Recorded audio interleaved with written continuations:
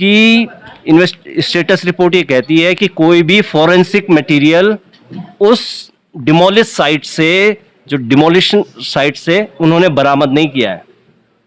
कोई भी मैं रिपीट कर रहा हूं, कोई फॉरेंसिक मटेरियल उस डिमोलिश साइट से एसआईटी का कहना है अपनी एफिडेविट पर उन्होंने रिकवर नहीं किया है। दूसरी चीज जो कहते हुए आए हैं अपनी स्टेटस रिपोर्ट पे कि जो मुख्य अभियुक्त है पुलकित आर्या और अंकिता का मोबाइल भी अब तक रिकवर नहीं हुआ है, एक चीज। दूसरा पहलू जो इस पिटीशन का था सीबीआई इन्वेस्टिगेशन को लेकर के, और पिछली डेट में ये कहा गया था इन्वेस्टिगेटिंग एजेंसी को, एसआईटी को, कि वो लिखित रूप में स्टेटस रिपोर्ट फाइल करें, जो उन्होंने इन्वेस्टिगेटिंग एजेंसी ने कल फाइल करी है। एविडेंस है, जबकि आपने अपने जवाब में ये स्वीकार किया है कि कोई भी फॉरेंसिक बायोलॉजिकल चीज हमें वहां पर प्राप्त नहीं हुई और फिंगरप्रिंट भी उन्होंने, और ना हमने वहां से फिंगरप्रिंट कोई कलेक्ट किए हैं। तो कोई जो अभी किरण नेगी वाले सवाल को इन्होंने अभी बताया था, उसमें यही वजह से सुप्रीम कोर्ट ने उसको एक्विट किया कि वहां पर इन्वेस्टिगेशन एजेंसी की लेथार्जिकनेस थी, उन्होंने प्रॉपर फॉरेंसिक एविडेंस को कलेक्ट नहीं किया, प्रॉपर जो गवाही थी उनको नहीं लिया। और इस मामले में भी जो इन्वेस्टिगेशन एजेंसी है वो यही लीपापोती कर रही है, और उन्होंने अपने जवाब में कहा है कि हमने उस स्थान से जो कि डिमोलिश कर दिया गया, इस तरह के ना तो कोई फॉरेंसिक एविडेंसेस जो होती हैं, बाल होते हैं, ब्लड स्टेन्स होते हैं, जो भी रिक्वायर्ड होती है, वो कुछ उन्होंने कलेक्ट नहीं किया, वो उन्होंने अपने जवाब में दिया है।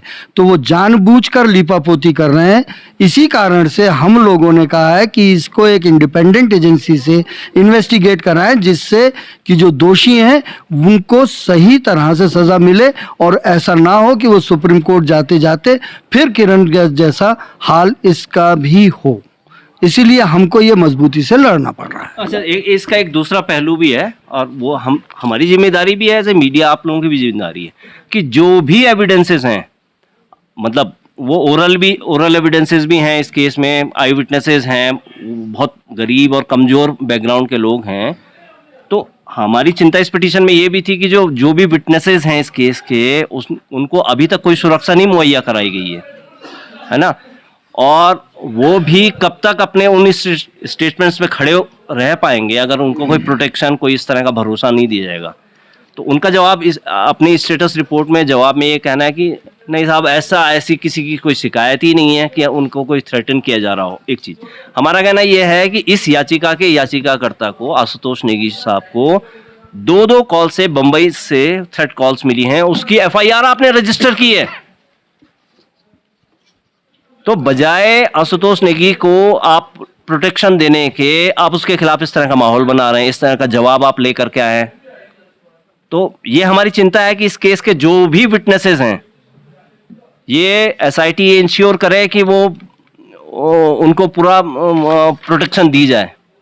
इस पिटीशन के साथ एक एप्लीकेशन अंकिता के माँ बाप ने मूव करी थी खुद को पार्टी बनाने के लिए, तो वो एप्लीकेशन अलाउ हुई है, और कोर्ट ने अंकिता के माताजी और पिताजी को इस पिटीशन के पिटीशनर नंबर 2 और 3 बनाया है, और ये कहा है कि अगर कोई भी ग्रीवांसेस हैं तो एफिडेविट के फॉर्म में वो अगली तारीख तक, जो नियत तारीख है अगली 18 तारीख, उसके पहले वो फाइल कर दें।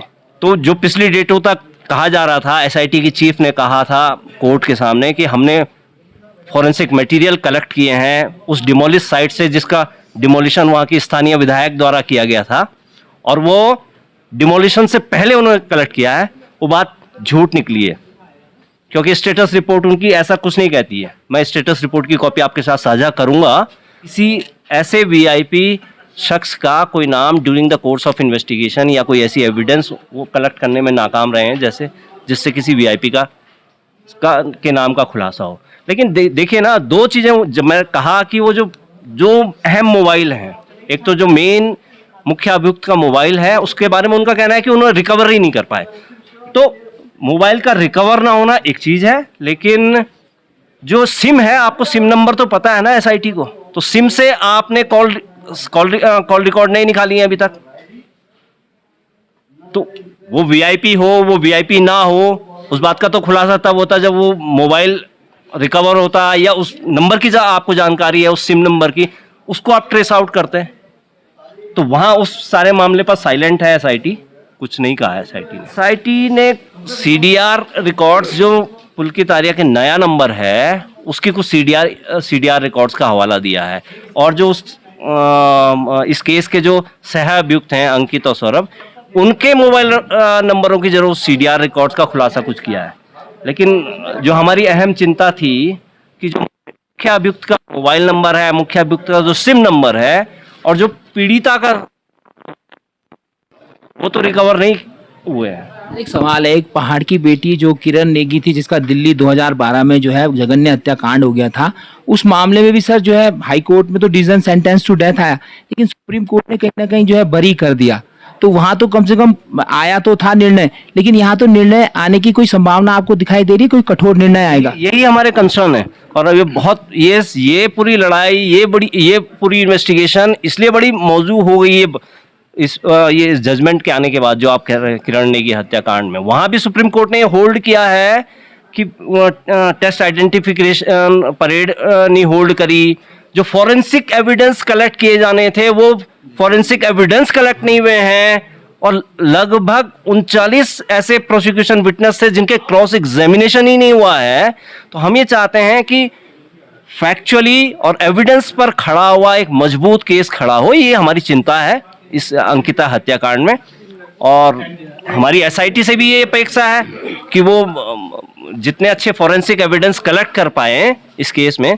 अब देखिए इस बात को, ये कितनी रेलेवेंट बात है कि एक आदमी अगर 1 घंटे भी किसी कमरे में रह रहा हो, ऐसा हो ही नहीं सकता कि उसका कोई फॉरेंसिक एविडेंस ना मिले। यहाँ तो ये कह रही है एसआईटी की नहीं, कोई फॉरेंसिक एविडेंस मिला ही नहीं है ना। तो ये बात है।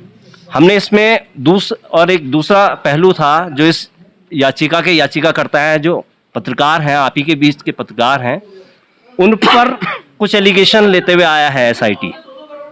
उनका कहना है कि ये क्राउड फंडिंग के नाम पे जो फंडिंग हुई है उसका मिसयूज हो रहा है। हमने ओरल में हालांकि उसको अपोज किया। हमने कहा कि क्राउड फंडिंग से जो भी याचिकाकर्ता ने उन 50,000 जो जमा किए, उसमें खुद 1,000 कंट्रीब्यूट करके उन्होंने अंकिता के माता पिता को ये चेक के माध्यम से दे दिया है, एक बात। और ये इकलौती क्राउड फंडिंग नहीं हो रही है इस मामले में, और सारी ही हर क्राउड फंडिंग्स बहुत अच्छी मंशा से और बहुत ट्रांसपेरेंसी के साथ की गई है। और अगर कुछ भी गलत हुआ है क्राउड फंडिंग में, या याचिकाकर्ता ने कुछ भी गलत मिसयूज किया है उस पैसे का, तो आपको चाहिए कि आप उसके खिलाफ एक्शन लें। तो फिर जो भी उसका जवाब होगा वो अप्रोप्रिएटली दिया जाएगा। तीसरी बात, कुछ केसेस के बारे में उन्होंने सवाल उठाए हैं याचिकाकर्ता, उसका हम पूरा जवाब देंगे, क्योंकि कोई भी केस एज सच उसके खिलाफ पेंडिंग नहीं है। एक केस उसमें से हाई कोर्ट से ही स्टे है, 2 में एक्विटल उनका ऑलरेडी हो चुका है, और दोनों बहुत पेटी नेचर के केसेस हैं, जो पत्रकारिता करते हुए आप सब लोग जो सिस्टम के खिलाफ या तीखे सवाल उठाएगा, अमूमन ऐसे केसेस लाद दिए जाते हैं, हो जाते हैं। तो उसका भी हम स्पष्टीकरण लिखित रूप में देंगे।